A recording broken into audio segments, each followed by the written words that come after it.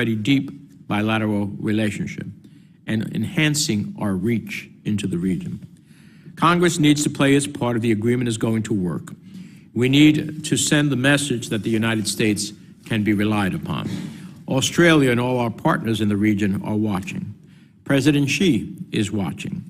And thousands of Americans employed in our shipyards who would build these submarines and who would benefit from the Australian contributions to support and expand our submarine infrastructure are watching as well. So I hope our witnesses will help us understand why both pillars of AUKUS will improve the national security interests of the United States, Australia, and the United Kingdom. Because based on mission requirements set by the Navy, the United States and Australia need these submarines faster than they are currently being produced. Dr. Karlin, I think it would be helpful if you could clarify exactly how the Department of Defense plans to increase American sub production. How will you go from making 1.4 subs a year to 3 subs a year? Secretary Moy, I hope you can shed some light on Canberra's perspective. What will this deal mean for our alliance with Australia, and what is the cost of inaction? And finally, Secretary Lewis, how will you ensure that as we co-develop advanced military technologies with Australia, our proprietary products will be safe from Chinese espionage?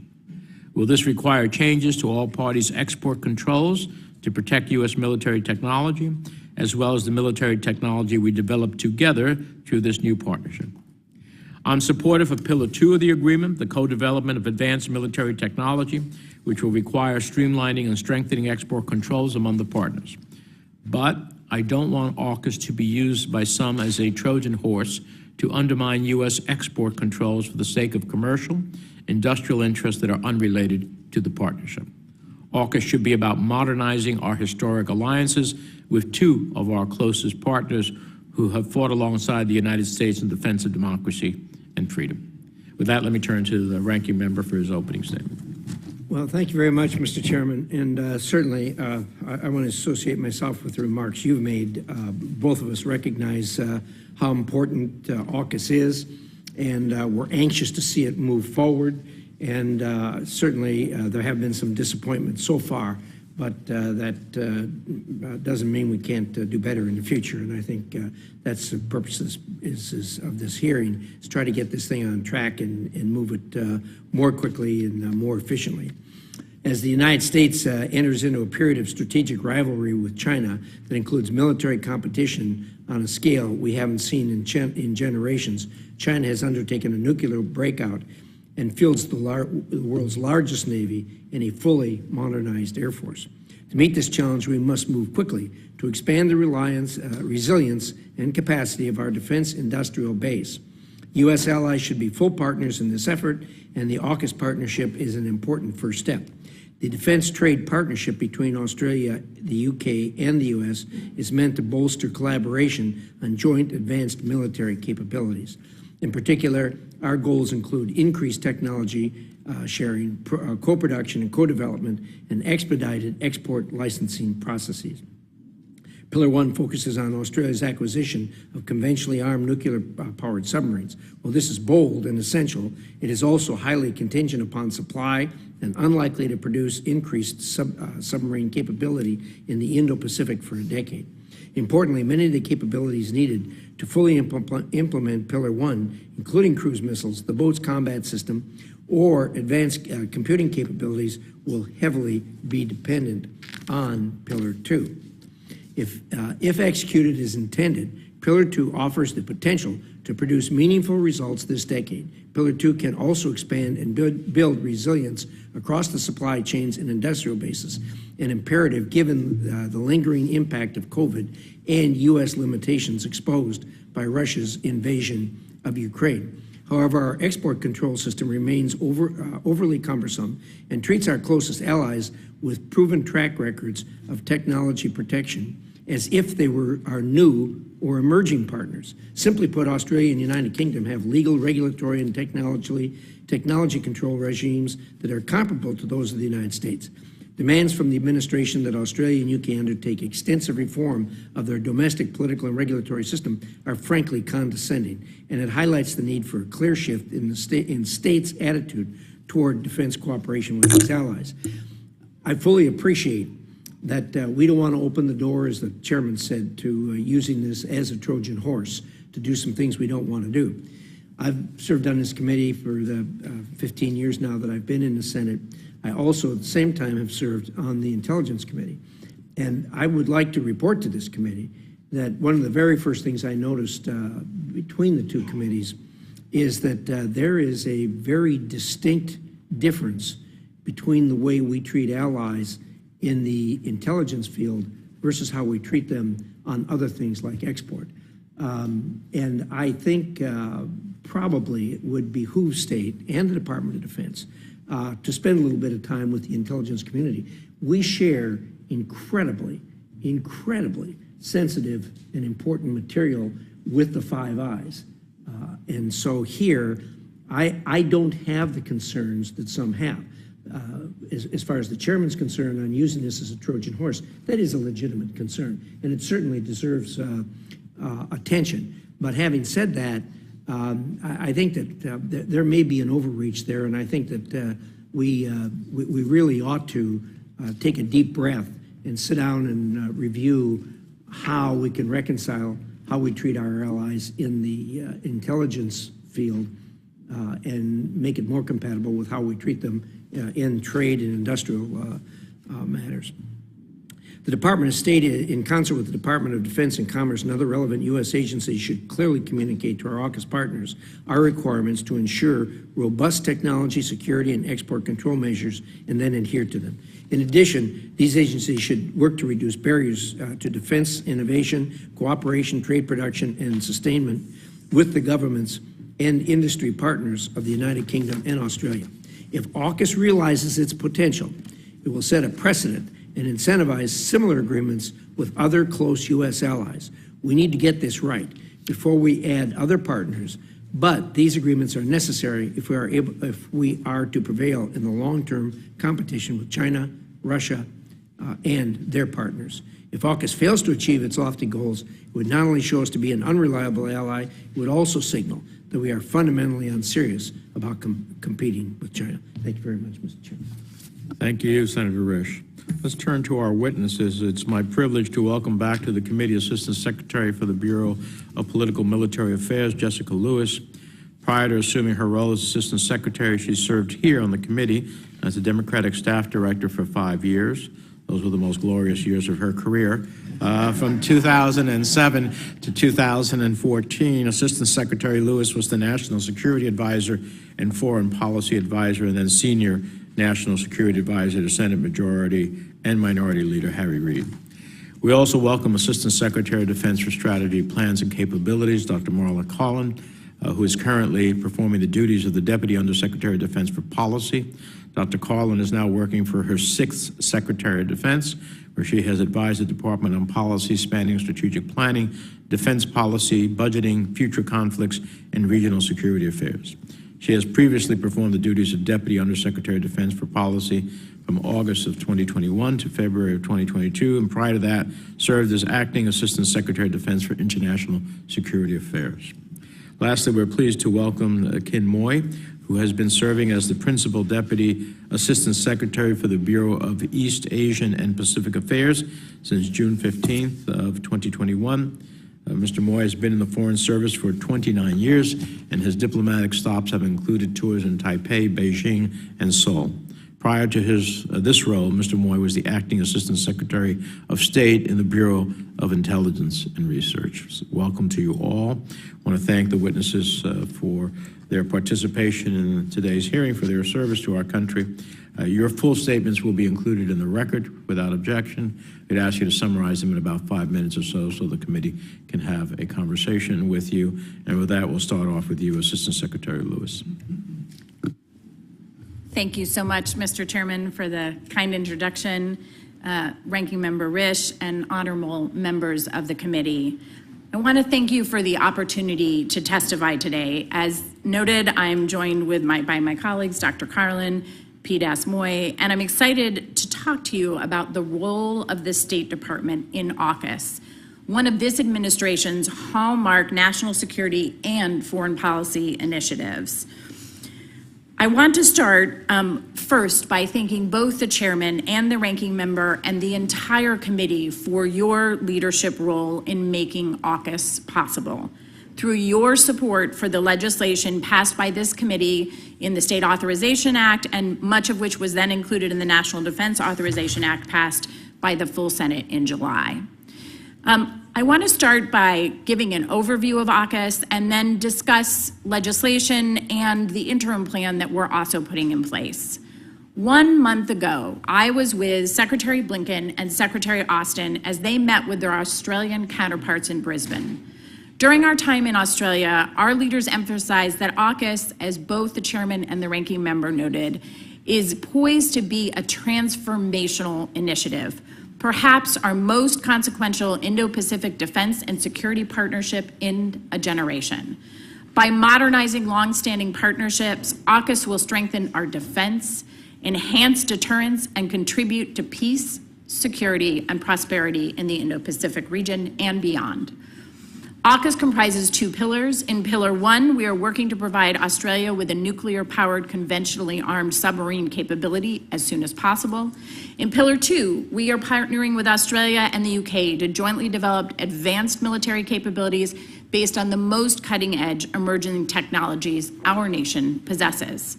In the past year, we have made significant progress on both pillars. In March 2023, the United States, Australia, and the United Kingdom announced the optimal pathway to provide Australia with a conventionally armed, nuclear-powered submarine capability at the earliest possible date. Modernizing Australia's submarine fleet will be a long-term, multi-decade undertaking, and the AUKUS partners are moving ahead to implement this phased approach. On Pillar 2, as recent joint experiments on swarming UAS, on hypersonic technologies have demonstrated, we are leveraging the collective power of our industrial bases to create a trilateral ecosystem that combines the competitive and comparative advantages of each nation to strengthen our joint capabilities. Let me turn to legislation. As was noted by both the chairman and the ranking member, for AUKUS to succeed, we need to enable speedy, seamless, and secure technology and information sharing between our countries. Earlier this year, the administration submitted an AUKUS Pillar 2 legislative proposal to Congress. And as I said earlier, we are extremely grateful to this committee for ensuring with broad bipartisan support that the substance of our proposal was included in the National Defense Authorization Bill. We look forward to working with Congress and hope that the final version reflects the legislation needed across all 4 of the administration's submitted proposals so we can deliver on the promise of AUKUS. To put it simply, under the Senate's language, most defense items will be able to move forward without needing a license, and approved entities within the 3 countries will be able to move defense items or retransfer them without needing new authorizations.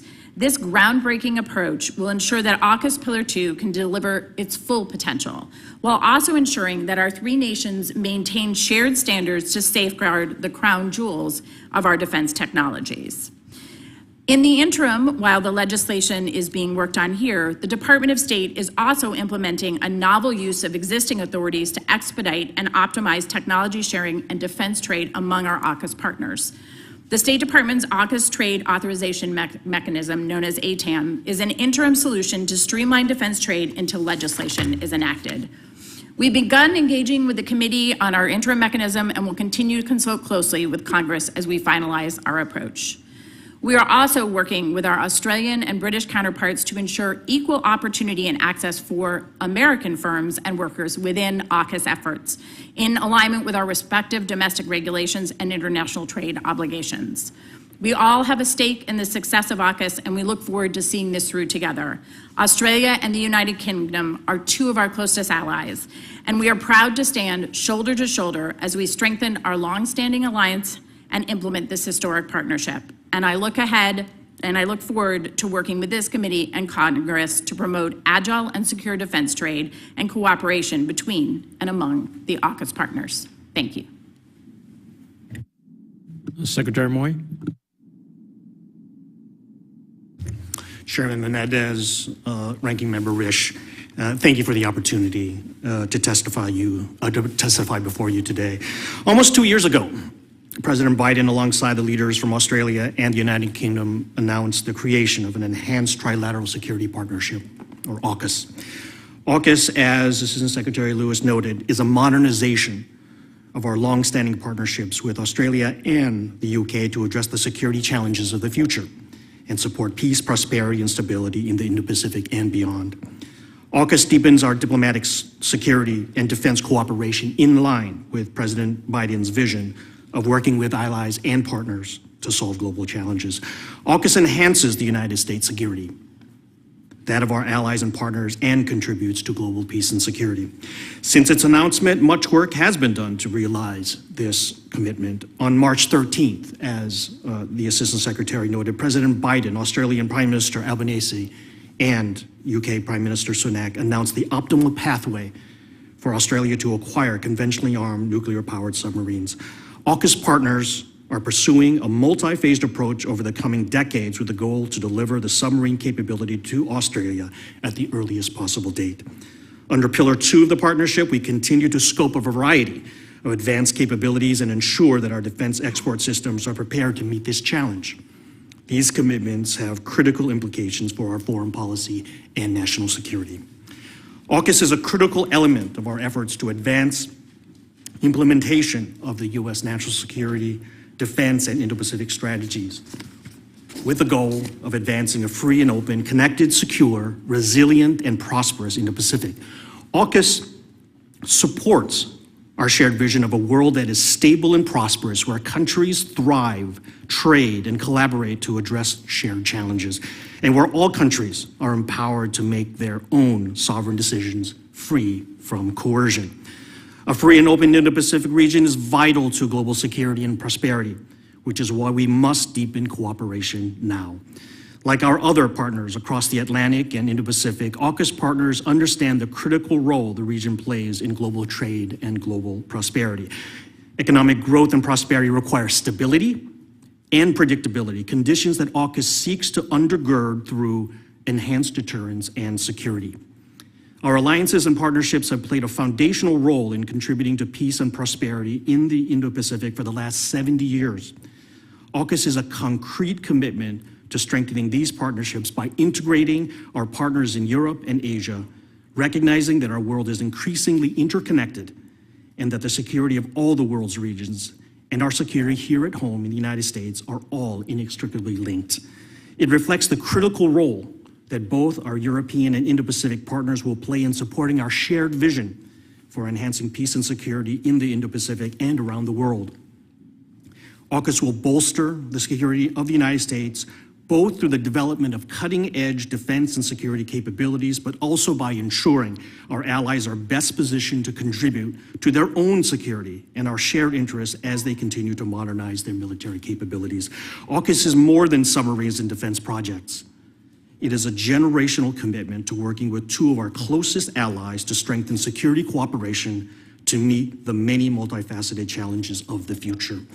It is an unparalleled opportunity to boost the defense capabilities, industrial bases, and economies of all three nations while increasing investment and economic prosperity here at home. It will bring together our sailors, our scientists, and our industries to showcase the best of American ingenuity and technology, along with that of our allies. With the optimal pathway now set, the hard work of implementation begins. The size, scope, and complexity of actualizing partnerships, or this partnership, cannot be understated or assumed, and the work must advance now to deliver a capability to meet the moment as the international security environment continues to rapidly change. For AUKUS to succeed, it will take the full support of the U.S. government, Congress, and the American worker, working alongside the same constituencies in both Australia and the UK. The continued bipartisan support of Congress is absolutely critical. Passing relevant U.S. AUKUS legislation is not only needed to enable progress, but also to send a critical message that will be received around the world. The United States industry, U.S. industry to provide assurance, to plan and succeed, to our closest allies, Australia and the UK, to demonstrate that we stand together as we advance a plan to bolster joint security. To our other allies and partners around the world, demonstrating that the United States delivers on its commitments, and to our adversaries and competitors to demonstrate the seriousness of our intent and resolve to maintain continued international peace and prosperity. Thank you, and I look forward to answering your questions. Thank you. Dr. Karlin? Chairman Menendez, Ranking Member Risch, and distinguished members of the committee, thank you for the opportunity to speak with you today on the AUKUS partnership, which is an unprecedented and generational opportunity to deepen our security partnerships with two of our closest allies.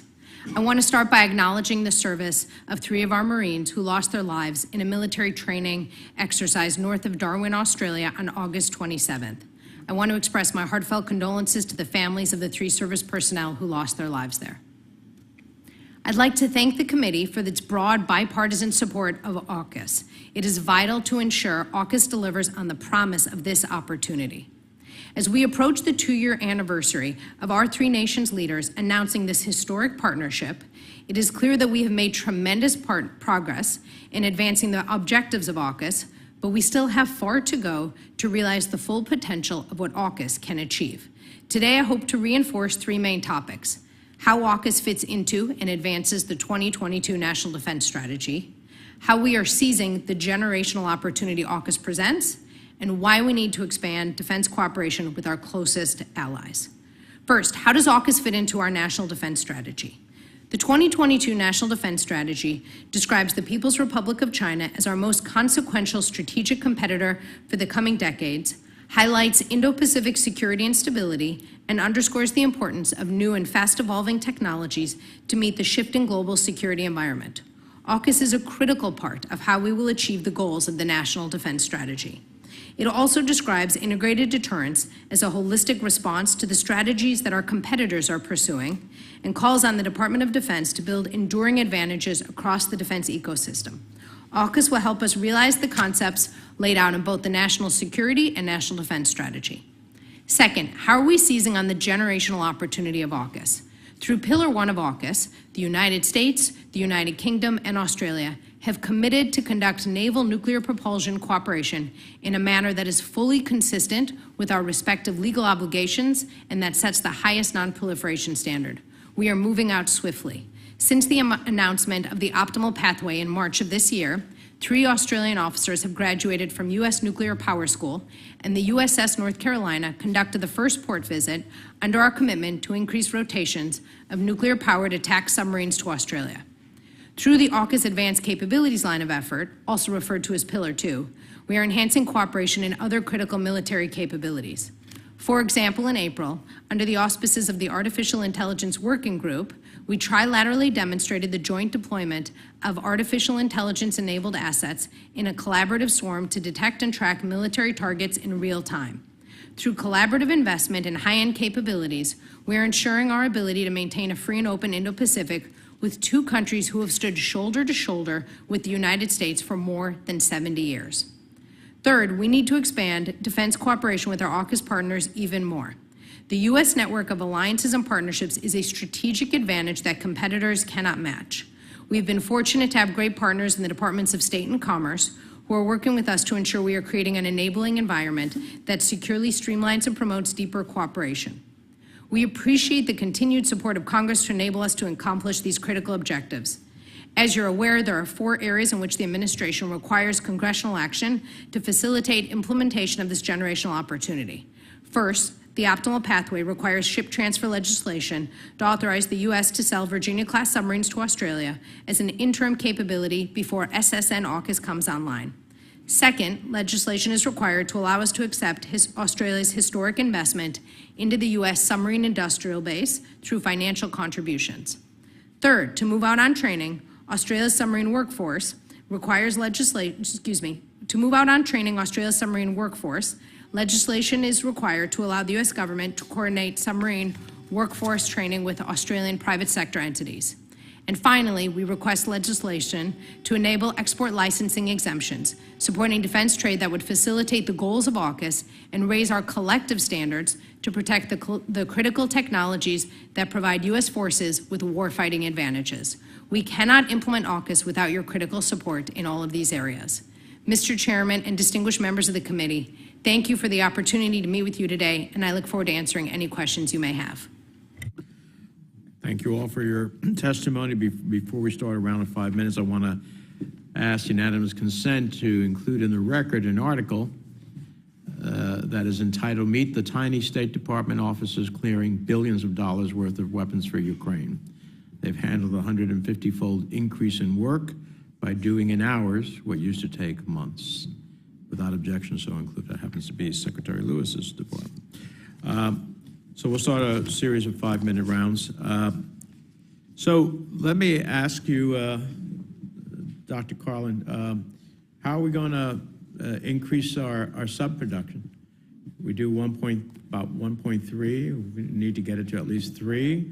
One of the issues here that was raised during the whole NDAA is the concern about giving our subs at a time that we're not producing sufficiently at a rate to replace them. So how do we meet that concern? Senator, as you know, we have 2 really important advantages: our undersea capability and our historic network of alliances and partnerships. I want to hone in on the first to make sure I get at your question. There's 2 pieces here. There's maintenance and production. And so we need to make sure that we're investing in both of those so that we can have more operationally available submarines, particularly out in the Indo-Pacific, given the focus that we're talking about today. With Congress's leadership and support, the administration has been able to put in billions of dollars, indeed approximately $4 billion in the latest president's budget, for both production and maintenance of submarines. And so there's a lot of really hard work to help increase those numbers. If I could just hone in on maintenance for one moment, the Navy in particular has been doing some really good work to increase the availability of submarines. And indeed, since May, that availability has gone up from 60% to 67%. The goal is to get to 80%, which they think that they're on track to do in about 2027 or so. That would allow there to be 7 more operationally available submarines in our arsenal. This is all really important for So you're suggesting that a significant increase in maintenance opens up more subs to be put at sea? Indeed. Okay. What happens if we don't approve Pillar 1? I just want to make sure I understand your question, sir, as in approve the request to sell. If we do not make Pillar 1 as a transfer of submarines to the Australians as part of a very broad deal, what happens if we don't do that? We think it's a priority to keep investing in the submarine industrial base, and we'll continue to do so. That is a separate issue. Look, Australia has demonstrated a commitment to purchasing these conventionally armed nuclear-powered submarines. They've shown that they will treat this responsibly. I would note that there's a bit of a crawl, walk, run approach to how they can do this. So getting submariners who are trained in how to do so, getting workforce trained, it all kind of builds on pieces so that AUKUS can deliver its full potential to deliver deterrence at every phase. Yeah. But if we were not to do that, there would be consequences for us in the not only with the Australians, but in the Indo-Pacific. The message that we would send is one of unreliability, and 2, our reach would be significantly limited. So I hope that those who have a concern about this will find their way to be supportive. Now, I am supportive, as is evidenced by the fact that we passed legislation out of the committee in a bipartisan way of both Pillar 1 and 2. So having said that, however, I do have some questions. Secretary Lewis, I understand that the UK and Australia's export control regimes operate differently and are not reliably comparable to that of the United States as of this moment, and that this means there is a greater risk that U.S. military technology that is exported pursuant to Pillar 2 activities could be compromised by U.S. adversaries, including the People's Republic of China.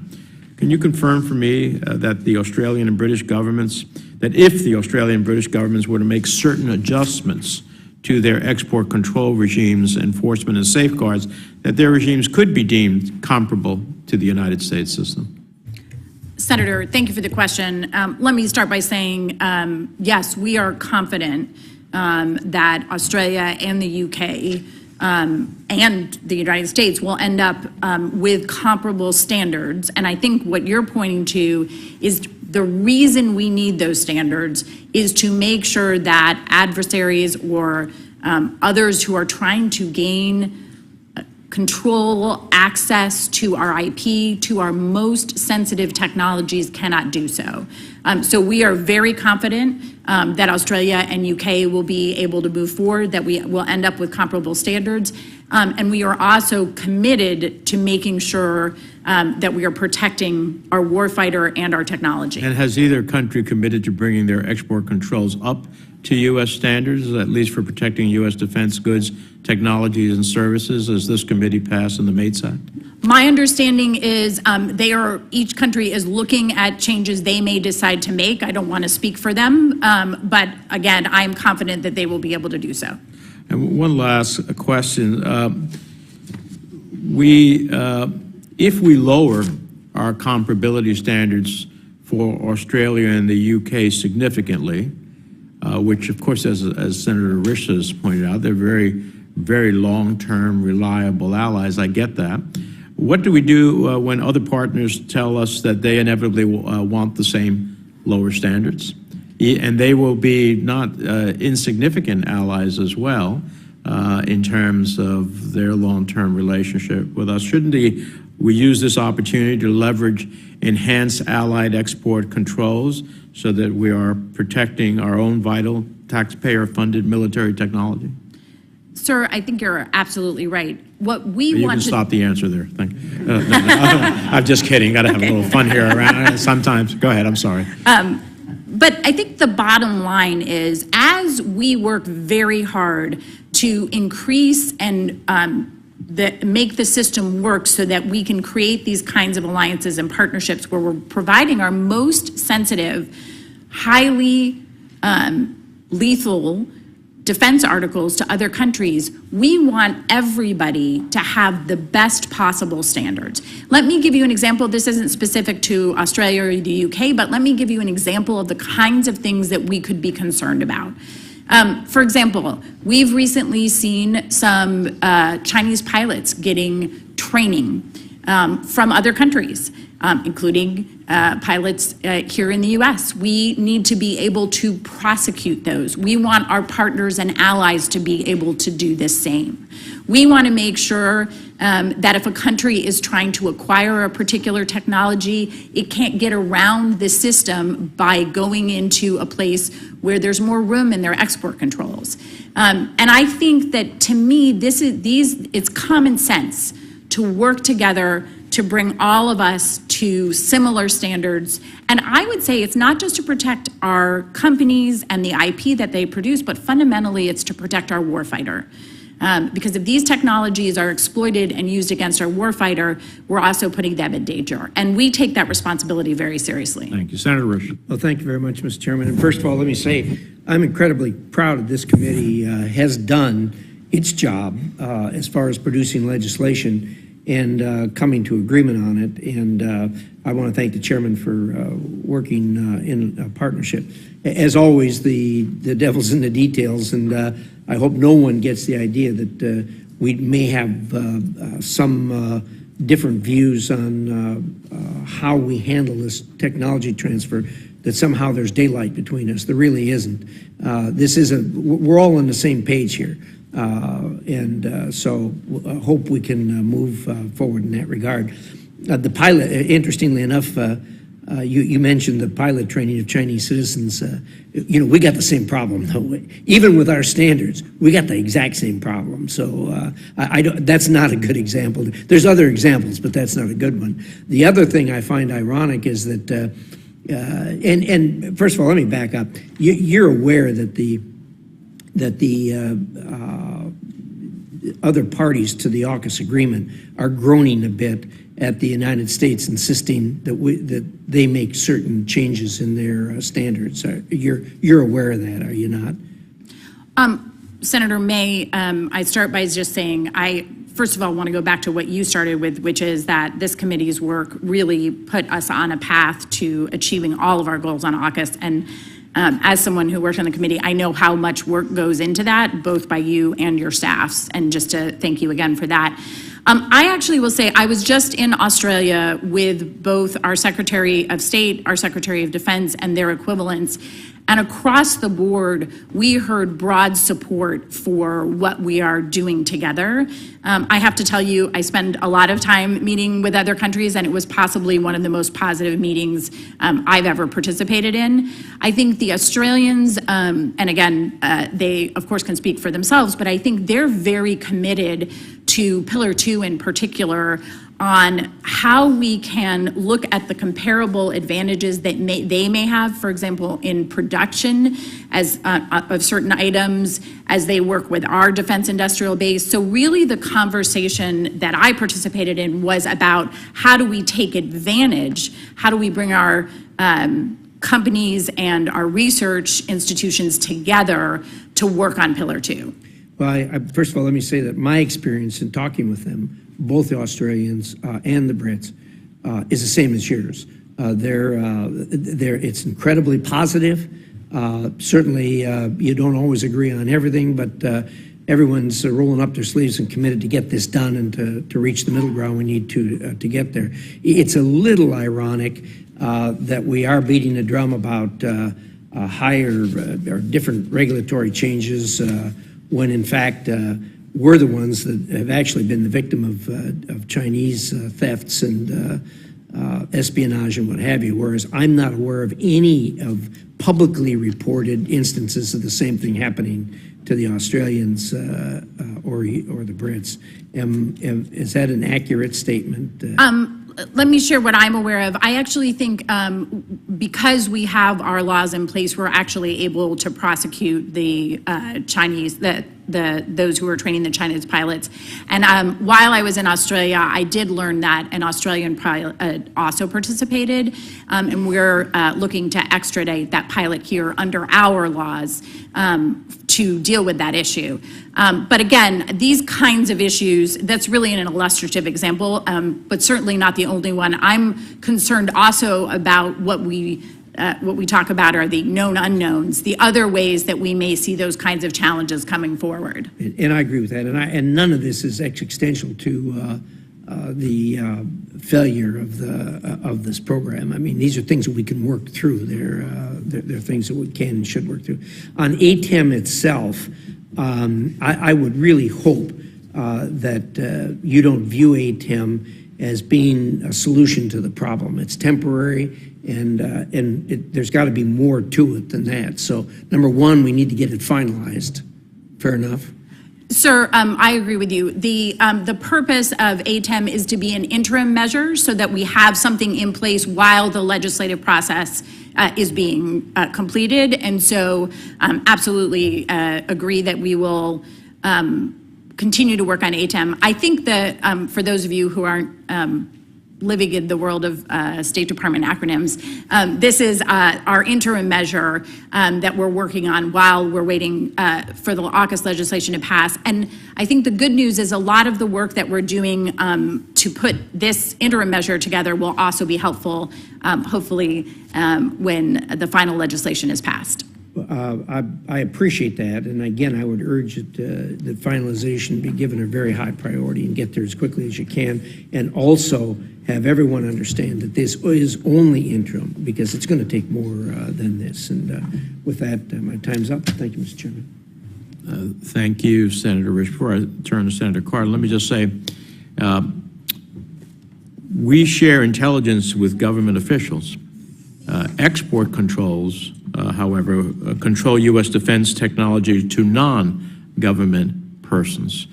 So our bill requires comparability of export controls only on U.S. origin defense items, not on all of their own indigenous products.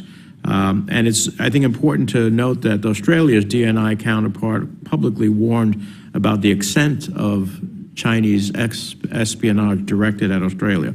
So I think we all agree on what we want to achieve, and the concerns are legitimate on both sides. Senator Karlin. Well, thank you, Mr. Chairman, and I want to add my thanks to you and the ranking member for the manner in which our committee has been engaged.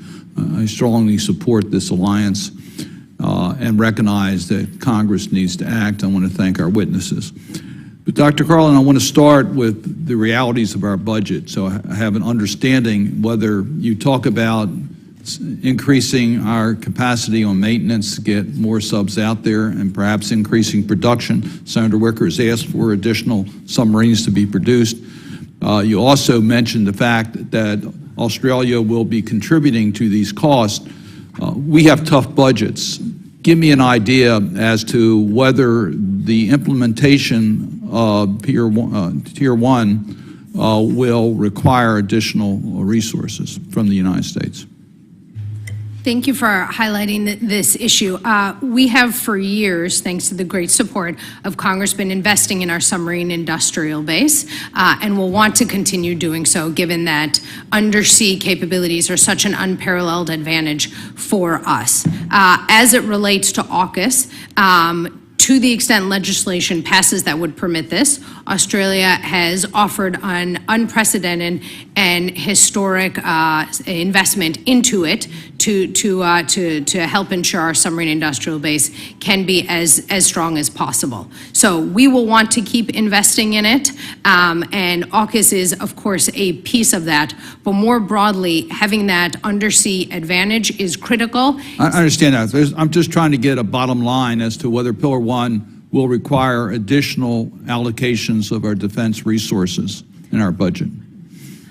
I see Pillar 1 increasing our collaboration with Australia and the UK, and really building on investments that we have made to date and will want to continue to do in the spirit of the National Defense Strategy's focus on pacing to the need to deter the People's Republic of China. So are you saying there will be no increase in the projected resources necessary, or do you believe that there will be additional stress on our defense budget?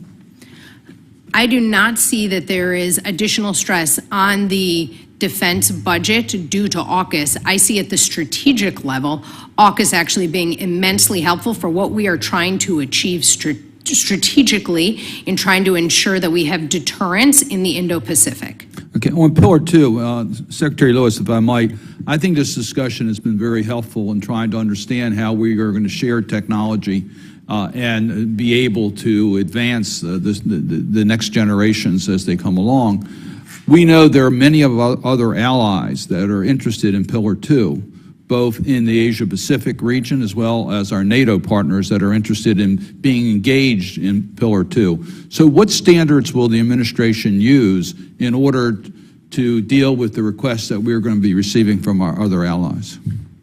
Senator, thank you for raising this issue, because let me just start by saying that right now we're really focused on getting Australia and the UK over the line, and you can see the significant amount of work that's taking. So we haven't made plans at this point to bring others in. Well, as our chairman and ranking member mentioned, what's done here is going to be used by other allies to say, why aren't we getting comparable considerations? Absolutely.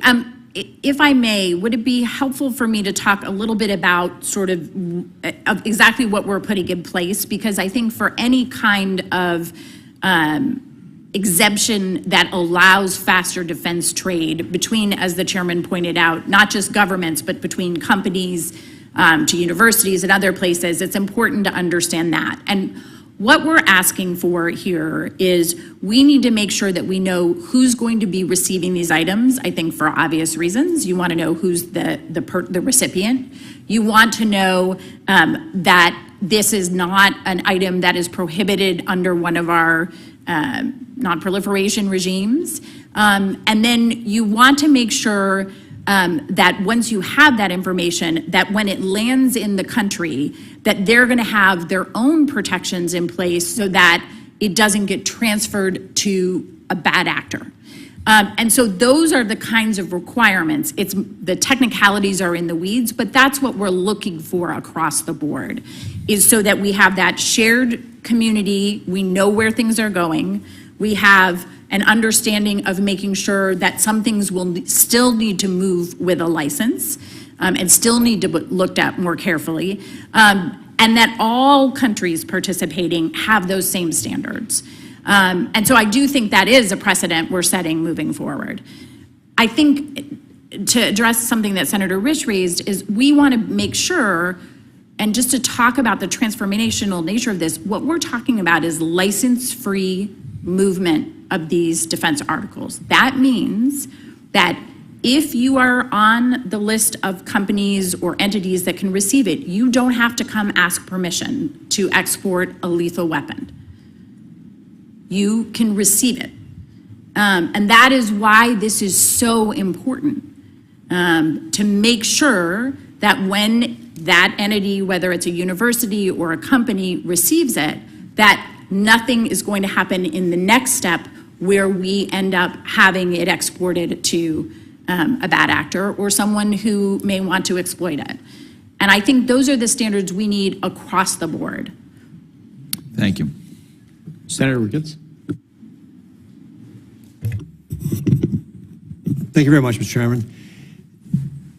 We've talked a lot today about deterring the People's Republic of China. As the chairman said, they've got the largest navy in the world.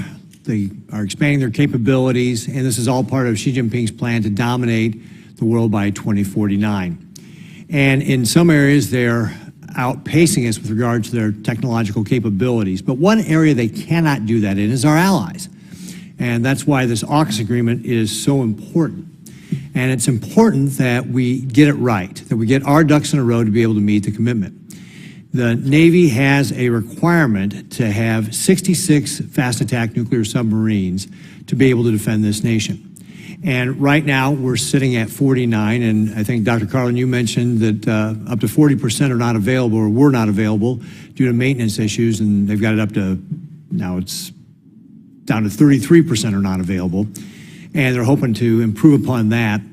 But by 2030, we're going to be dropping down to 46 submarines.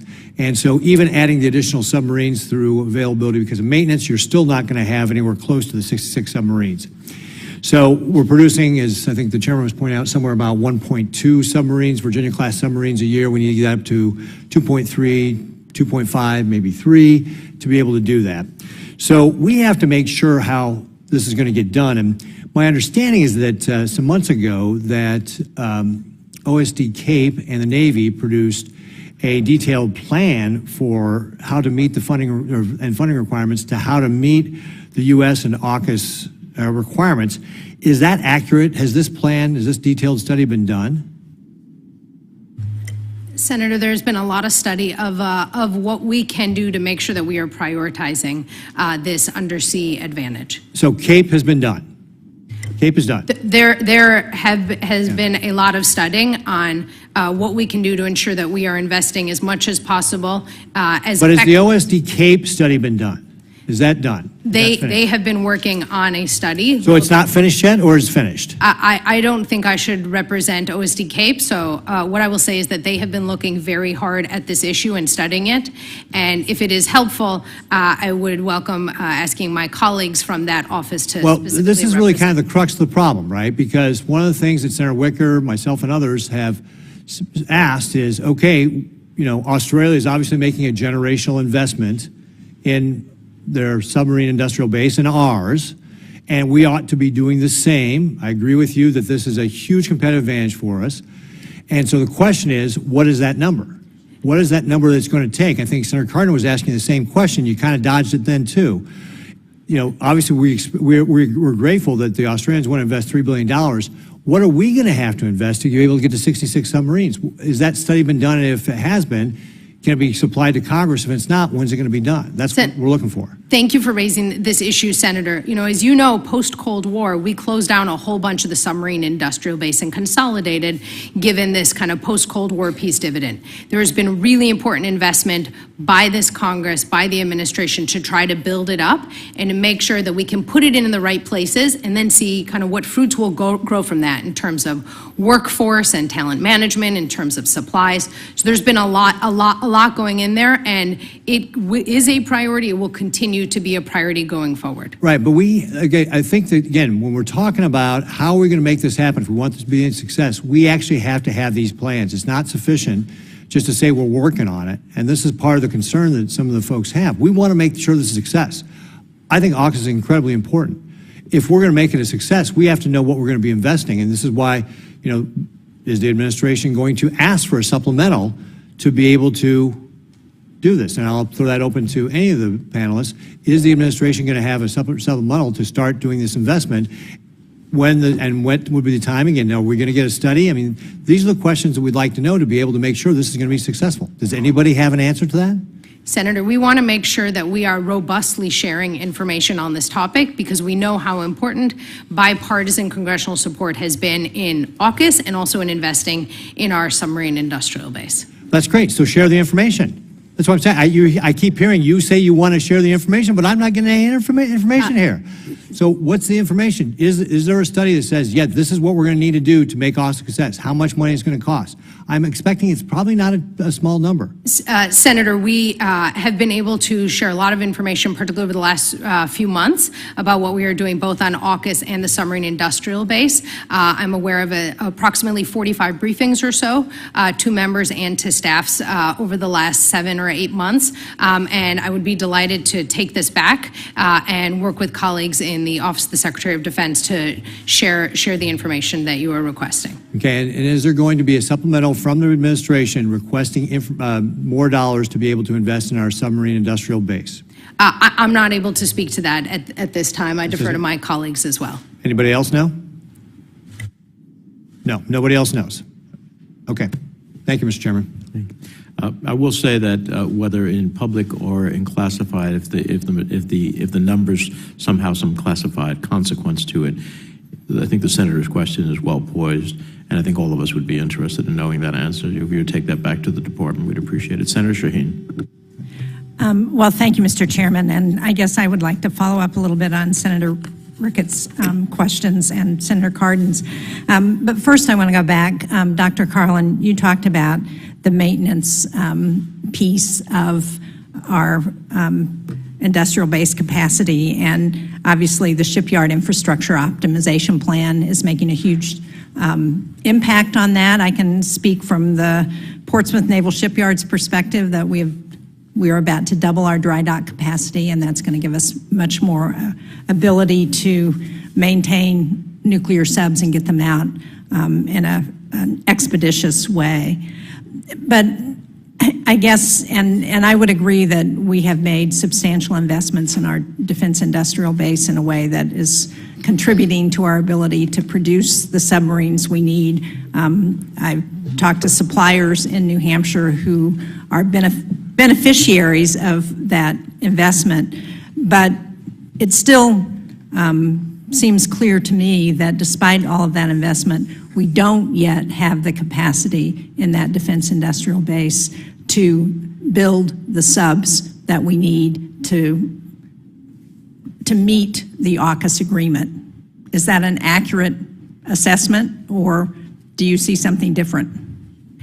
Senator Sheen, I think I might take that a little bit of a wider aperture on that, which is we absolutely need to be able to produce and maintain more submarines for our strategic interests, for our ability to be able to deter in the Indo-Pacific and also globally.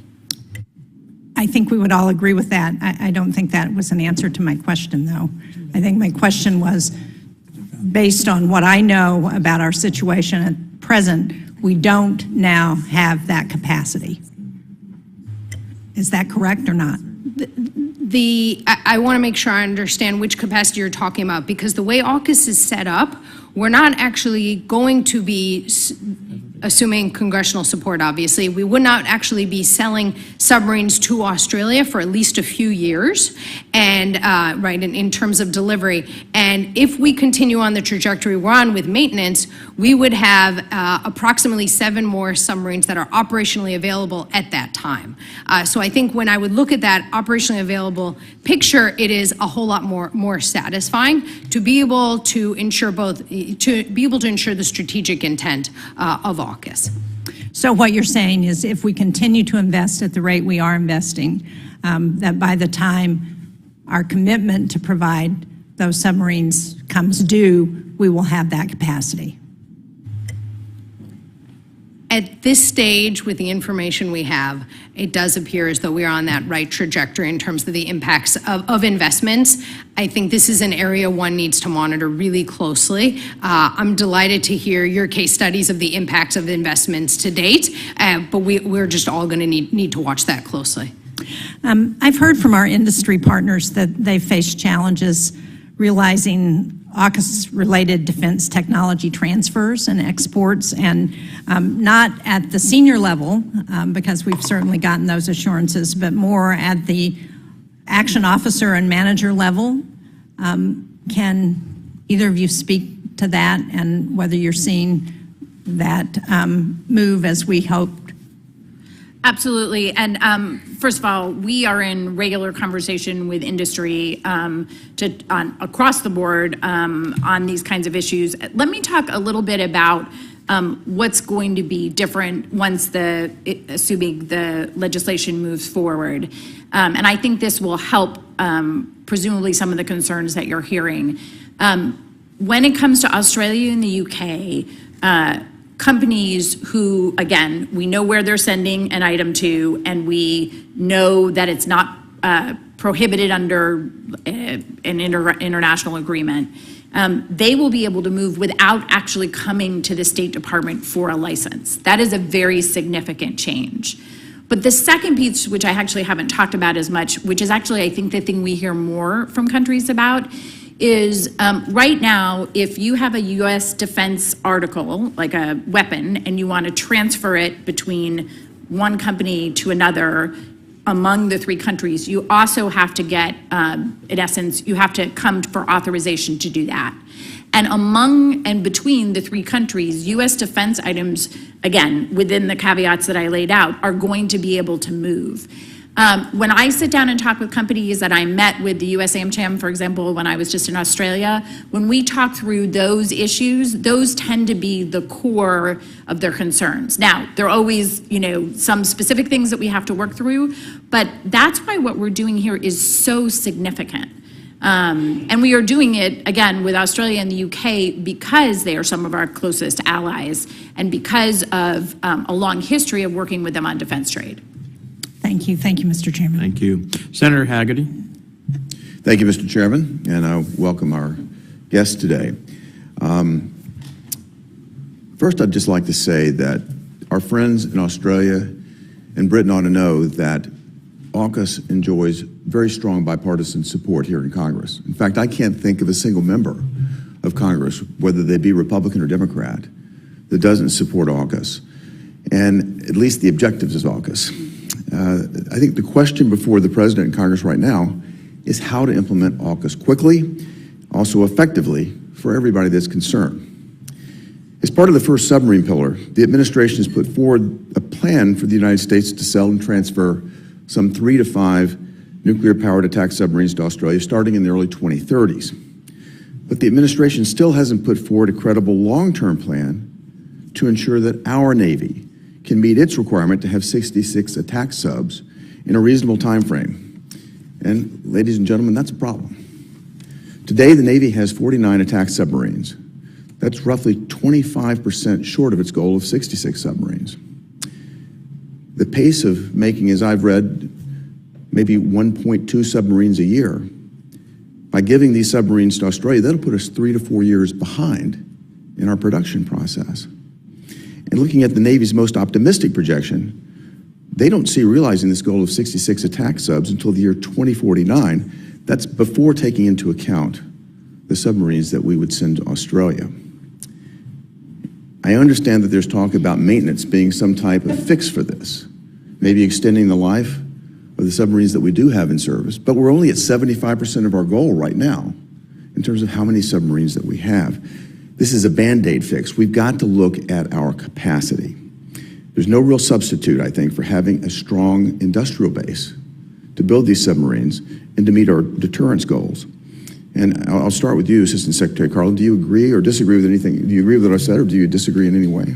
Senator, I really appreciate the points you made on the strategic importance of AUKUS, but also on the importance of our undersea capability. It is an unparalleled comparative advantage, and it is absolutely a priority. The National Defense Strategy underscores this as well.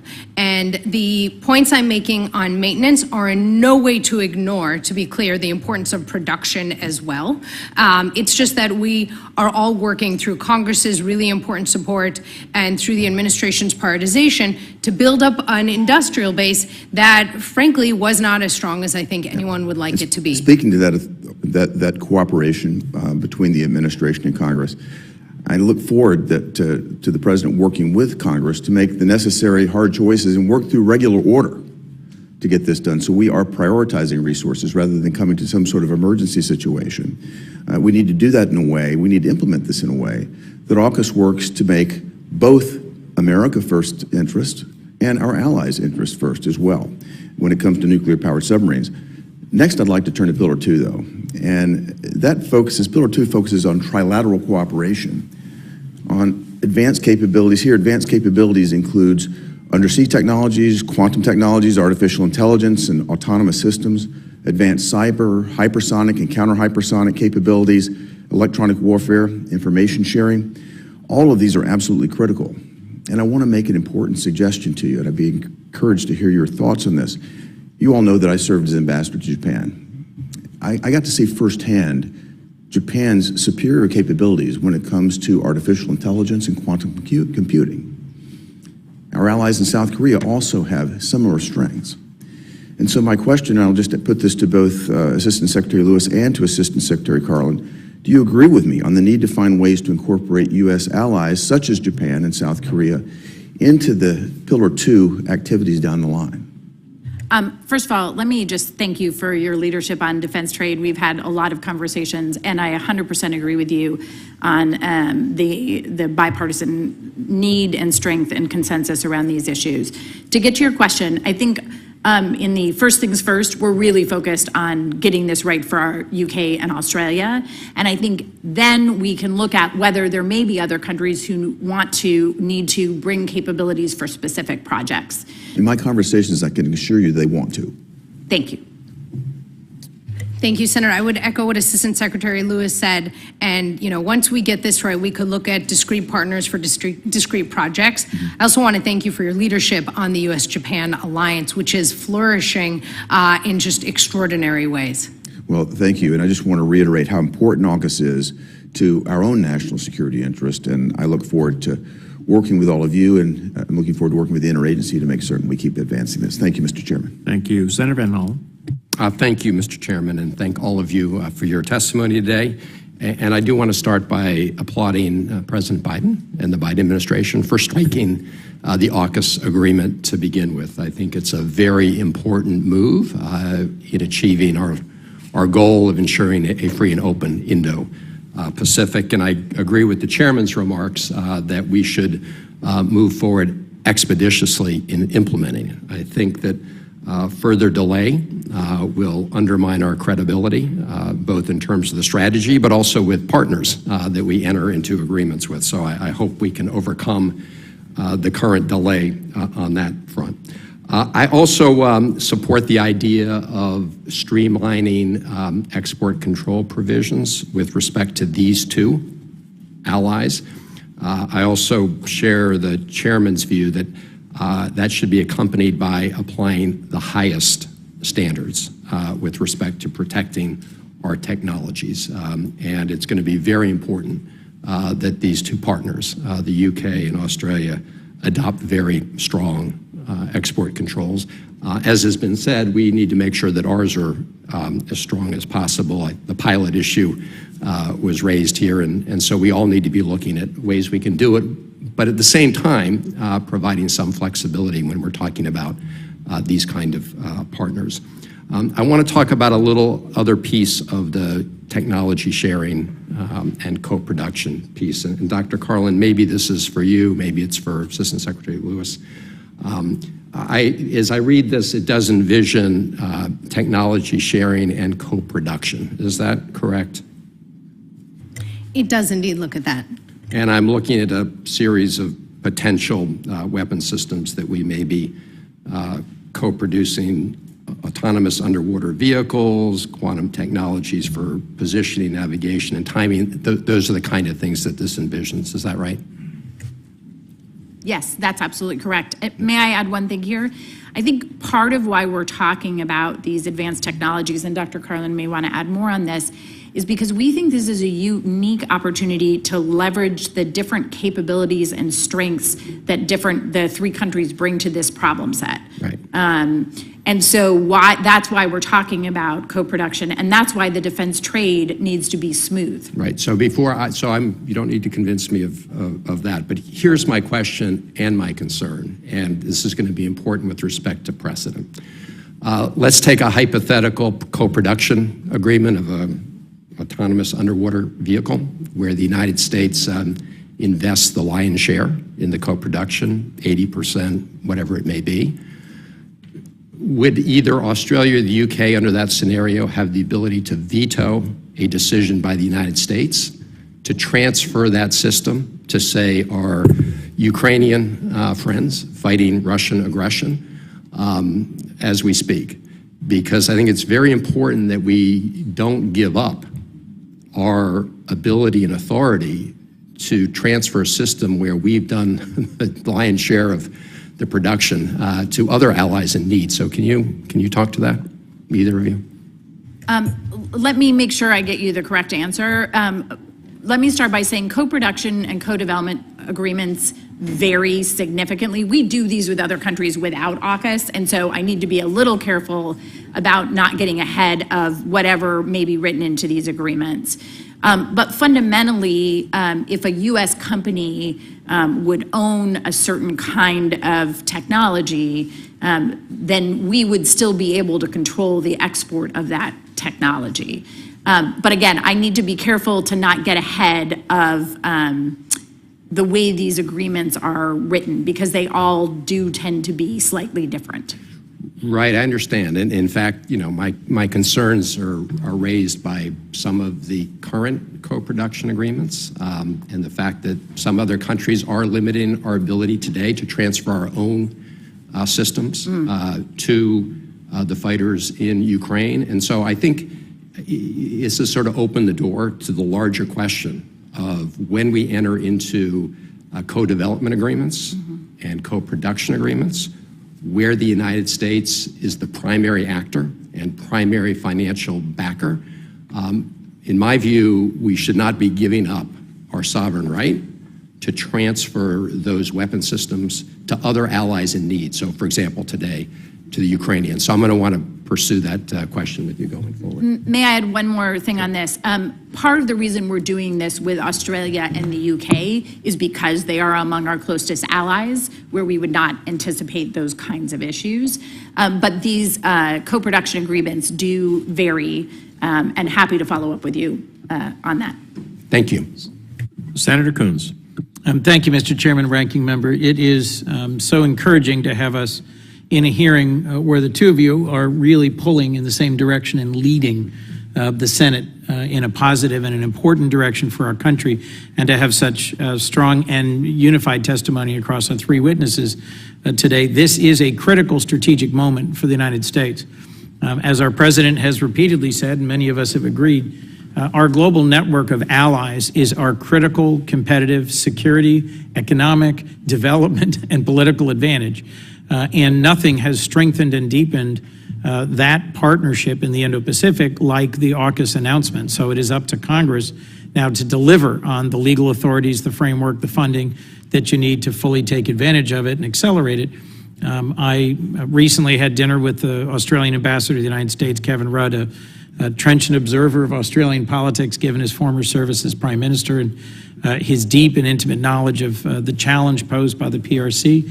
And joined Senator Murphy and a number of other two Republican senators and many House members on a trip to the United Kingdom, where we had a series of meetings about AUKUS. I'm very interested in Pillar 2 and the questions Senator Van Hollen just raised, but let me just briefly, at the outset, if I could, Ms. Lewis, Secretary Lewis, can you be specific, are there any legal authorities that are required from this Congress that you think haven't been precisely defined in the previous rounds of questioning back and forth with you? I mean, I think just to make a point of clarification, I think, as you know, there are 4 different pieces of legislation that we are looking to move. One of them, which is focused on Pillar 2, is focused on the export controls. I would say it is, and I'm going to take that one to talk about, I think the reason we need that legislation is because of what you just laid out. The companies and the countries need surety about how these defense articles are going to move, and we need confidence that they're going to move speedily and safely. And so it is mission critical for us to have this legislation.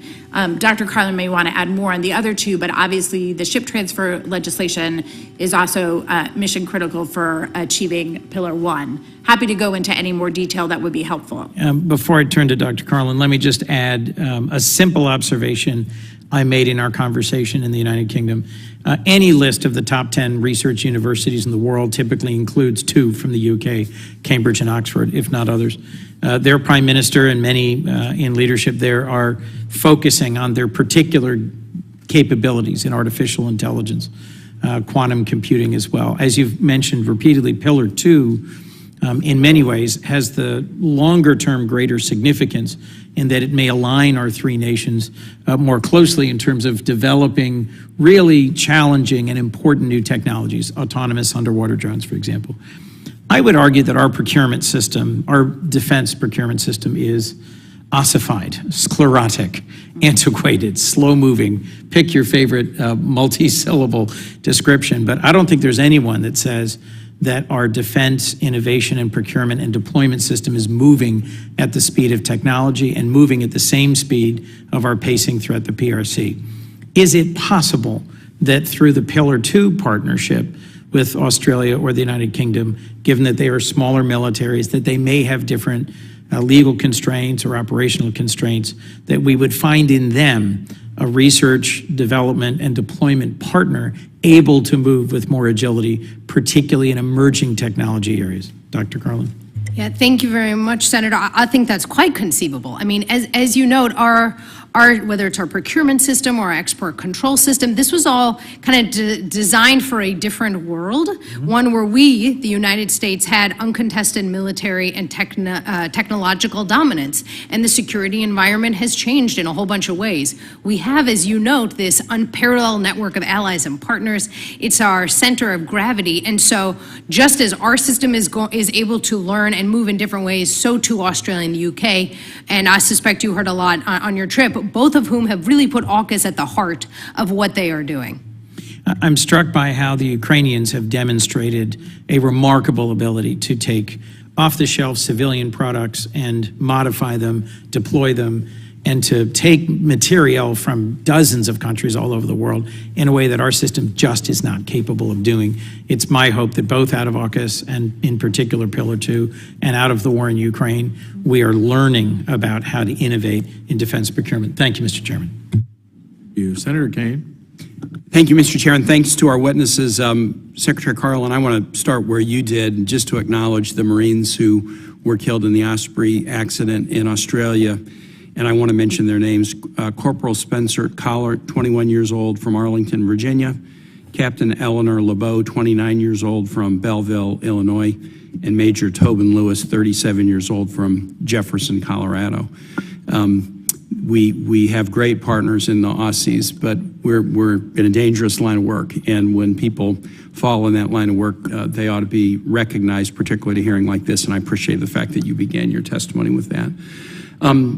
AUKUS is a great example of how the U.S. can work hand in hand with allies to promote stability in the Indo-Pacific. And it's a good example of the way we do things globally. In Europe, we have NATO. We don't have a NATO equivalent in the Indo-PACOM, but we do have these networks of allies. And I do want to applaud the Biden administration work with South Korea and Japan. That Camp David meeting, it probably wasn't as big a headline here at home because we have good relations with Japan and South Korea. But the work of the administration to forge closer relationships between those nations, the mill-to-mill relationship has often been strong, but it's been limited by challenges at the political leadership level. That was a really important summit. and I just want to applaud the Biden administration on that. From my vantage point on the Foreign Relations Committee and as chairman of the Sea Power Subcommittee of Armed Services, this AUKUS partnership is very exciting to me. And it's also exciting because the Virginia-class submarines are built in Virginia and Connecticut. I had the opportunity to take Ambassador Rudd to our shipyard about a month ago to really dig into the tremendous assets we have, but also the challenges. Some of the questions that have been directed about the current pace of production and how we can build up that pace not only to meet our own needs, but to meet the needs, the commitments that we've made in AUKUS. I want to follow up on a question that Senator Menendez put in. What if we didn't do Pillar 1? Pillar 2, I think everybody's excited about, and everybody's supporting Pillar 1. I think we're asking important detail questions, but there's a little bit of a chicken or an egg with Pillar 1 because Australia is going to make a historic investment in the U.S. industrial base. But they're only willing to make that investment if they know that during the 2030s, we will be willing to deliver to them 3 to 5 Virginia-class subs. If they make that investment, it will help us increase our pace of production. If they don't make that investment, it will be harder to increase the pace of production. We would like to be good on our commitment, but we're sort of saying, but we'll only be good on our commitment if we're confident we can increase our pace of production. Well, we'll be able to do that with the Australian investment. Without the Australian investment, it will be harder. So each side has something we definitely want to do, and each side has resources that can help each other, but we kind of have to get the timing of this right. Australia is not going to make the investment unless they have surety that there's going to be a deliverable for them. It would imagine going to the Parliament and saying, you know, let's invest billions in the U.S. submarine industrial base. The question is going to be, and what are the guarantees that the Virginia-class subs will be there? So we should use this historic opportunity of the Australian investment to enhance our ability to meet the production goals that we're talking about. And obviously, that's not just an Australian investment. We have been investing in the submarine industrial base in the last few years, and we have more to do. And the questions about how much more, I think, are fair questions. On your crawl, walk, run, if we were not to do the Virginia-class transfers, the ultimate goal is that Australia, which currently has no nuclear at all, I mean, the only nuclear Australia has is medical isotopes. They don't even have civilian nuclear. If we don't have this interim step of the transfer of the Virginia-class subs, the ultimate goal that Australia will build their own nuclear subs off a UK design but chock full of American technology, they would be significantly delayed in their ability to develop a domestic submarine manufacturing capability if there was not a timely delivery of this interim step. Because with the Virginia-class subs, they're already training their officers here in the United States to operate nuclear subs. The Virginia-class sub transfer would happen after we had done significant training of their workforce. And then with the Virginia-class subs, they're learning to operate nuclear subs and maintain nuclear subs, possibly to refuel nuclear subs. And all those skill sets are needed before they begin to be a world-class producer of their own nuclear subs in the 2040s and beyond. So the AUKUS framework, and I'm now just talking about Pillar 1, is train them, accept their investment so we can expand our industrial base, ramp up our production, deliver assets to Australia that they can use and then learn on so that they can develop their own capacity. And that capacity would be fantastic for the United States and for all of the nations in the Indo-Pacific who care about stability there. So I think the crawl, walk, run analogy, which I hadn't thought of until you said it, is a really important one. We want to get the Aussies to a place where they have their own production capacity. The only way we can do that in a timely way is through the first step of the Virginia-class deliverables. Their investment in our industrial base, together with our own investment, is going to get us there and benefit both American security and the security of Australia and regions of the nation. Have I stated that right, Secretary Karlin? Senator, you stated a lot more beautifully than I ever could. Okay. Well, I don't know about that, but I'll yield back. A lot more beautifully. What a compliment that is, I'll tell you. And when you took I meant it as a compliment, to be very clear. Oh, I was echoing your compliment. Oh, yeah. I wasn't questioning it. When you took Ambassador Rudd there, which submarine did you see? I brought back a hat from the USS New Jersey and delivered it to my committee chair. Bravo. All right, Senator Duckworth. Thank you, Mr. Chairman. Thank you to all the witnesses for being here today. Last month, I led a CODEL to the Philippines, Indonesia, and Thailand to examine the many significant opportunities that our nations have to collaborate together in an Indo-Pacific region. So this is sort of following up a little bit on what Senator Kaine is talking about. Again, the White House touts AUKUS as a new security partnership that will promote a free and open Indo-Pacific that is secure and stable. And I agree, the positive impact of AUKUS extends beyond these three allied countries. And in fact, I received quite a few positive comments in the three nations I visited, Indonesia, Thailand, and Philippines, to AUKUS and what we are doing. For each of the witnesses, how does AUKUS and Pillar 2 in particular impact the Indo-Pacific region as a whole beyond the three nations, Australia, the United States? And how will our partner nations in Southeast Asia benefit from a stronger trilateral relationship and an enhanced Indo-Pacific presence from the United States, Australia, and the United Kingdom? Thank you, Madam Senator. First of all, I wanted to express appreciation for your investment in Southeast Asia. It really does matter that you've taken a strong interest in ASEAN countries, ASEAN centrality. What I'd like to say about those countries and more countries in Asia where you have been is we've invested a lot of time in diplomacy, in making sure that all countries in Asia understand in a transparent way what we are trying to achieve there. We stated earlier that AUKUS is a modernization of long-standing partnerships that will recognize the changes in the security environment for the future. And when we talk to Southeast Asian countries, you mentioned three yourself, but there are more than that. When we talk to countries like Singapore's of the world, Malaysia's, they also recognize these challenges, and they believe that our transparency, our candor about the challenges we see ahead, that AUKUS will help address that. We are not trying to challenge ASEAN centrality.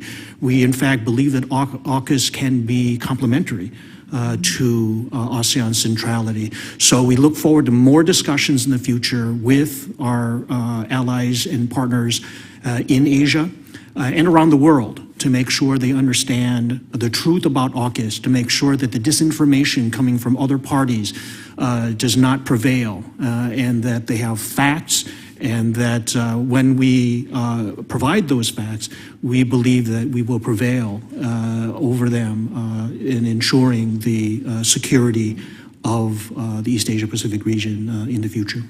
Thank you. Ms. Lewis? Thank you. I'm actually going to agree with Pete Asmoy. I think when we talk about AUKUS, it's not just about the alliance between and the strengthening of that alliance between Australia and the UK. It's really the question, we say it a lot, but we really mean it when we talk about a stable, secure, free, and open Indo-Pacific, when that's what this alliance is about. And fundamentally, I think as Pete Asmoy was talking about, we believe that benefits the countries you listed as well as others. And I think resilience is another word, a term that we have been talking about, meaning that we are investing in a way that countries will be able to feel more secure and more resilient, facing, and I think that Dr. Karlin mentioned this earlier, a whole new set of challenges and threats that we need to be able to respond to collectively as well as individually. Thank you. Dr. Karlin? Thank you very much, Senator Duckworth, and I really appreciate hearing reflections on your trip. That's heartening. You know, the vision that we have of a secure and stable Indo-Pacific, I think, is a vision that is manifested by AUKUS, but also by so many of our allies and partners around Asia as well. And to the extent you have more partners who are actively involved in ensuring that that security and that stability can be realized through collaboration and cooperation, I think it really becomes a better situation for all. So this feels like a pretty positive and I think symbiotic effort.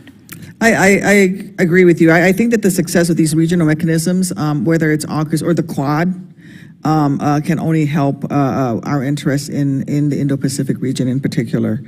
I yield back, Mr. Chairman. Thank you. Thank you. Senator Merkley.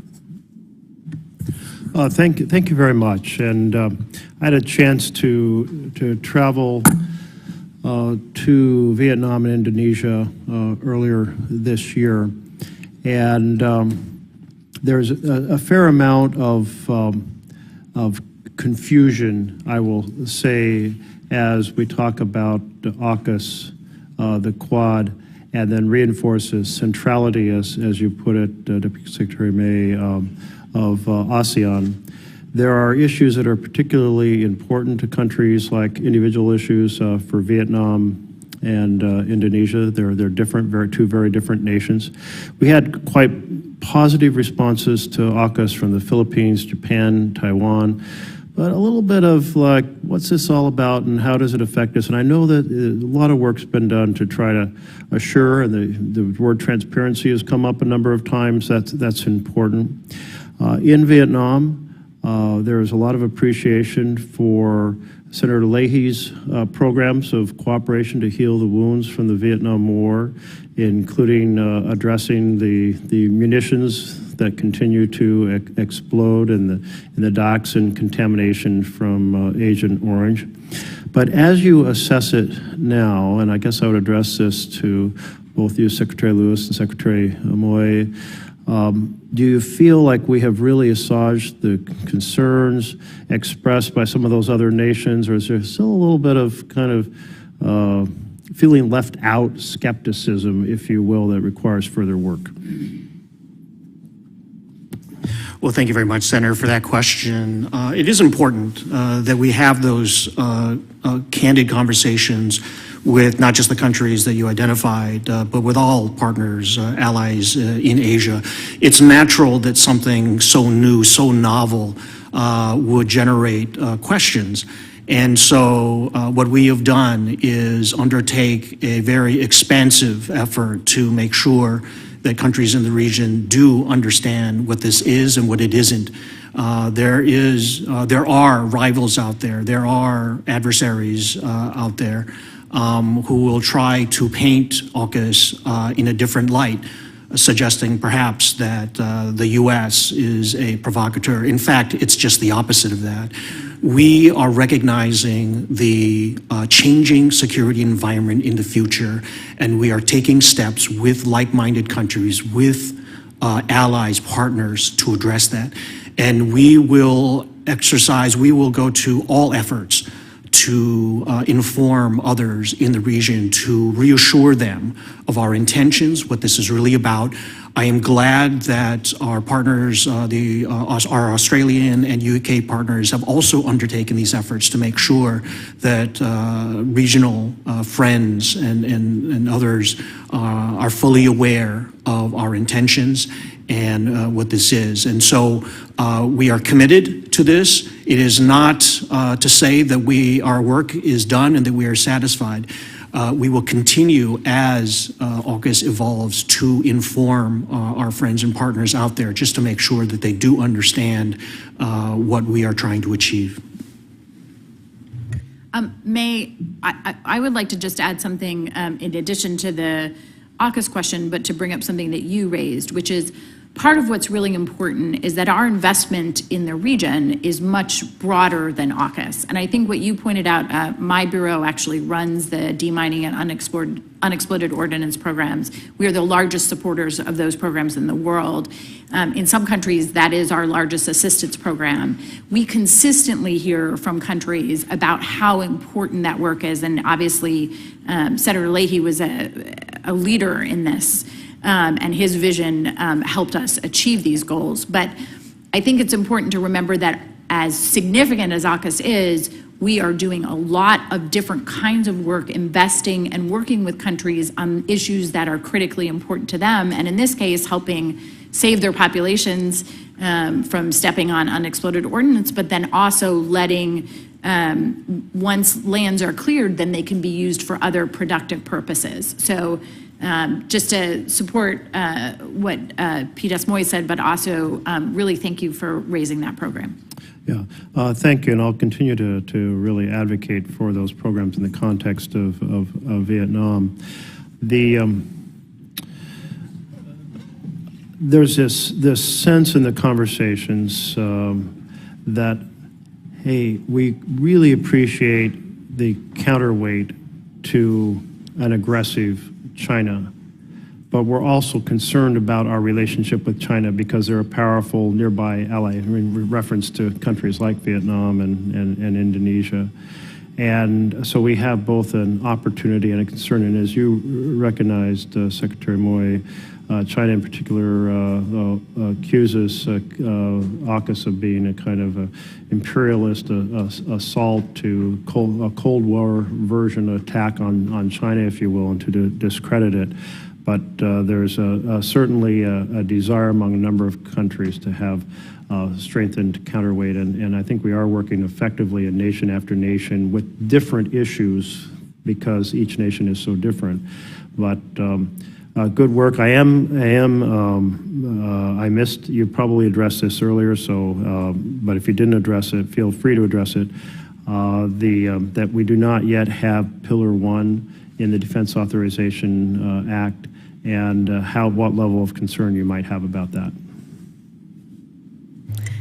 Thank you, Senator. Pillar 1, as Senator Kane was just discussing, is critical to the success of AUKUS. And the way this broader effort of AUKUS has been designed is it really is a crawl, walk, run approach. And so it's important that Congress is enthusiastic of and supportive of the key pieces of legislation for Pillar 1, like the ship transfer legislation, like the training legislation, and like the legislation that would allow us to accept this historic and unprecedented investment by Australia into our submarine industrial base. That can ensure that all of the right things can happen so that Australia will be able to then responsibly operate conventionally armed nuclear power submarines as soon as possible. And of course, the strategic picture is critical as well. As you no doubt heard from your travels, all eyes are on AUKUS. It is a spectacular effort, and showing that together these three allies can deliver deterrence in every phase and help ensure that the Indo-Pacific remains secure and stable today and in the future is crucial. And what state are those submarines being made in? I believe they're being made in a couple. There are actually parts, I believe, from a variety of states. I think the word Virginia is the word you were searching for there. Thank you all very much. Thank you. You just made it in time, Senator Young. I'll give Senator Young a moment to get ready for his questions. As I do, let me ask you one last question. This committee has demonstrated a willingness to provide legislative relief where required to facilitate defense exports under AUKUS. However, there's far more that will need to be done by the administration at both state and DOD to make this a reality. As has been said here, the U.S. arms export system is convoluted and technical. The system's not built to move quickly, yet solutions to many of these challenges do not require legislative relief. I know the administration has developed an AUKUS authorization framework utilizing existing authorities, but this challenge goes beyond AUKUS to Ukraine, to Taiwan, and across the globe. So I want to ask both Dr. Karlin and Secretary Lewis, can you update the members of the committee on efforts underway at state and DOD to improve the efficacy of arms exports? Senator, you're absolutely correct. And we have taken a number of steps to improve our system. Let me take just a minute and talk about the foreign military sales system. We've been very focused in this hearing on the commercial to commercial or commercial to government side. And we've undertaken a plan which we call FMS 2023, the goal of which is to streamline how we move cases forward when we're selling between governments. On the good news front, Where we stand now, we move 90% of cases within 24 to 48 hours, but it's the 5 or 10% of cases that we need to look at, how do we make changes? I'm not going to go through every detail, but just to give you a sense of what we're doing. We're asking questions, and I meet with my team every 2 weeks. I met with them yesterday. How can we do a better job at prioritizing? That does mean deprioritizing, but how can we make sure we're prioritizing countries based on our national security strategy, the defense strategy? 2, how can we better train the people who have to execute these programs? That sounds like a simple problem. It's actually quite significant. We're obviously looking at improving and continuing to improve our work with Congress, where you play a critical role as we come with congressional notifications. And then we have a whole host of other pieces that we're working on, including some things that I think are very important in terms of looking at questions of exportability from the beginning of the process. Often what we find with these complicated systems is they're designed for our military, which they should be, for our own warfighter, but they need to be adapted or changed as we look to export them. We need to make the decision-making about that much earlier in the process so we're not slowing it down at the end. Much more there, but I want to give Dr. Karlin a chance as well. Thank you. I might just add 3 points of kind of reforms that we've been trying to make to our part of it. So one is we're working on pulling together a security cooperation common operating picture, and that is because it's, being able for folks to be able to see from initiation until delivery, looking across that entire bucket of what's happening, seeing what's where, what needs to move. That's been a really important step that we've been working on for transparency and for communication. Another piece I want to highlight is these process improvements, and some of that is, I think, in line with what Assistant Secretary Lewis was saying, is making sure that not only can folks see the entire picture, but then they can elevate the challenges, right, and be able to figure out, hey, we need to deal with an accountability problem here, something's not moving here. The third piece I want to highlight is Secretary Austin announced over the last few months the creation of the Defense Security Cooperation Service, which gets at this crucial issue of training. So much of this starts with the folks in the U.S. military who are working in the countries, in our embassies, with our partners and allies, and trying to understand what is it they're looking for, why are they looking for, how does it fit within our national security interests. So we're standing up a really robust training effort so that we can ensure we are organizing and training the folks appropriately to be able to make this all as successful as possible. Obviously, all this is hand in glove with our colleagues at the State Department. I just make a comment. I know there are people at state, particularly, but maybe defense too, who rally against the informal process. I have to be honest with you. When my staff gives me the sale notice, I generally do it in the same day. It depends. It's very rare when the end user who we're tentatively going to sell to has problems. And I am concerned about those problems because I have no ideological problems in selling American weapons abroad. I have a problem when the end user is going to use it wrongly against civilians and other entities. So for our part, I know as the chair, I've tried to expedite our response so it can be quick. But I think it would be a huge mistake if anybody tried to undo the informal process. Senator Young. Thank you, Chairman. I thank our witnesses for being here today. I know it's been kind of a long morning for you.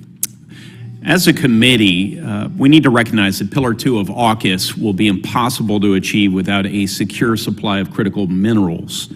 China's dominant position in this sector, particularly through its deep ties to a number of developing, resource-rich nations, has led it to account for approximately 60% of worldwide production and 85% of global critical mineral processing.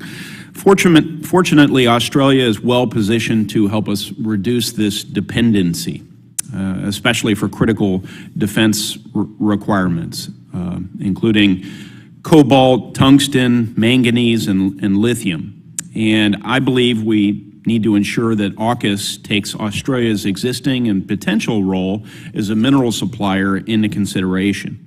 This should start with the strategic decision to designate Australia as a domestic source under the Defense Production Act, as was included in the Senate-passed NDAA. And if time permits, I'll ask Dr. Karlin how the goals of AUKUS would be advanced by extending certain authorities under the Defense Production Act, such as the designation of domestic source, to other trading partners with critical minerals that aren't found in the U.S. But in my time, I certainly want to get to Secretary Lewis and start by asking what existing regulatory or statutory barriers might be hindering our foreign procurement of critical minerals, and how would this impact the goals of AUKUS? Of course, defer to other witnesses if you like on this question.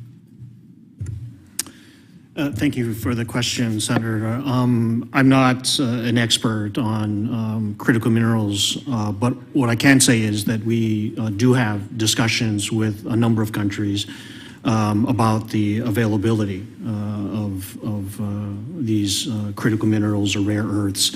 And so we do know that there are supply chain issues.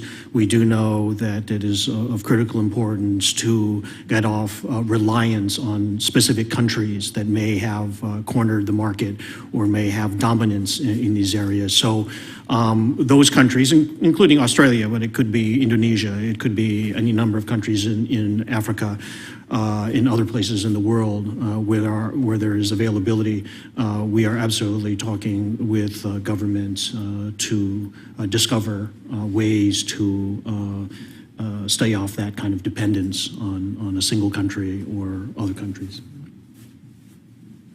Thank you very much for raising this, Senator. On DPA and Australia in particular, I would just highlight that adding the UK and Australia as domestic sources would streamline technological and industrial-based collaboration. It would accelerate and strengthen AUKUS implementation, and it would build new opportunities for co-investment in the production and the purchase of critical minerals, exactly as you note, and also critical technologies and other strategic sectors. I would see this as perhaps a complementary effort to the export control reform conversation that is also happening, but probably not a substitute for that conversation. Okay, thanks. As much as anything else, I keep bringing this issue up in the hopes that these critical mineral conversations are happening among almost all the stakeholders within our government, with their counterparties in foreign governments as well, because I believe, and feel free to correct me if I'm wrong, that this is a real risk factor in implementing many of our priorities, including AUKUS. And if it's not regarded as a risk factor, then I'm concerned because I think one of the risks is this is so little discussed compared to other issues, so hopefully the administration will engage this committee on critical minerals, maybe in other contexts. Given the essential role of critical minerals in our advanced weapons systems, would ITAR apply to critical minerals from Australia? Based on my understanding, I don't think that ITAR would apply to critical minerals. The ITAR applies to items on the U.S. munitions list, which fall into, generally speaking, weapons or things associated directly with weapons. Thank you. Given the importance, lastly, of critical minerals to AUKUS and indeed our economic prosperity, how should the United States be considering supply of minerals in response to the recent BRICS summit and its emphasis on critical minerals? No, absolutely, Senator. That is something that at the highest levels of the State Department, we have had discussions with a number of countries, including the ones I just mentioned. I could just cite a few examples: Philippines and nickel, Indonesia. We talk about cobalt in Congo and other countries as well. So it is a priority. This is of great importance and maybe not known as well to the American public, but it is something that we are definitely seized with when we see that there are opportunities again to to take action where in the past we may have been over-reliant on specific countries. So just as a follow-up, are there particular minerals that our government deems us disproportionately reliant on a BRICS or a BRICS plus, as we think about expansion, country or countries that need to concern us, whatever the risk threshold might be for a particular mineral? I'll leave it to the government to establish those. Have we identified a mineral that could be cartelized in a BRICS plus construct, and we need to come up with alternative sourcing or processing capacity in order to address that vulnerability?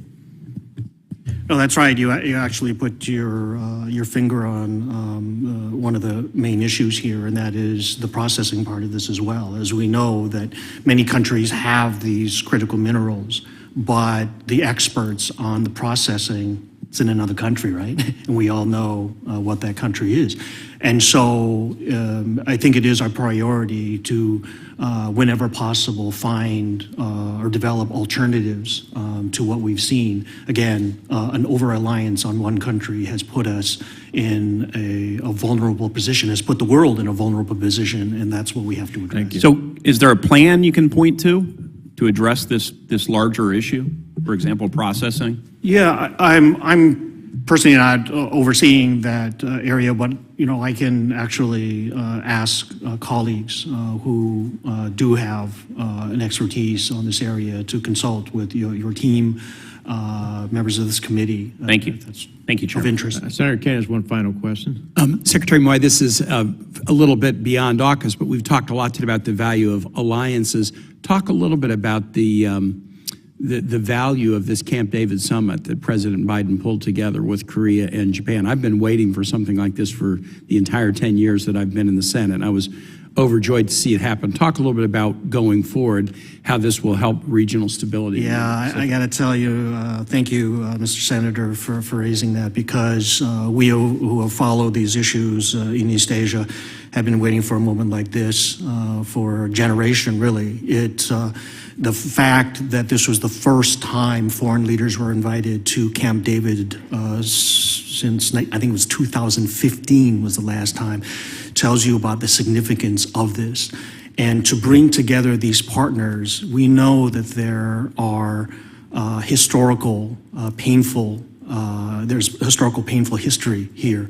But we have to applaud the courage of the ROK President Yoon, as well as Prime Minister Kishida, in taking up this challenge, because they recognize that the geostrategic conditions in East Asia have changed, and we have to recognize that we have to respond to this. And the best way for this is to unite, or to bring together these two democracies that have so much in common with us in terms of values, bring them together in an effort to push back on some of what we've seen out there.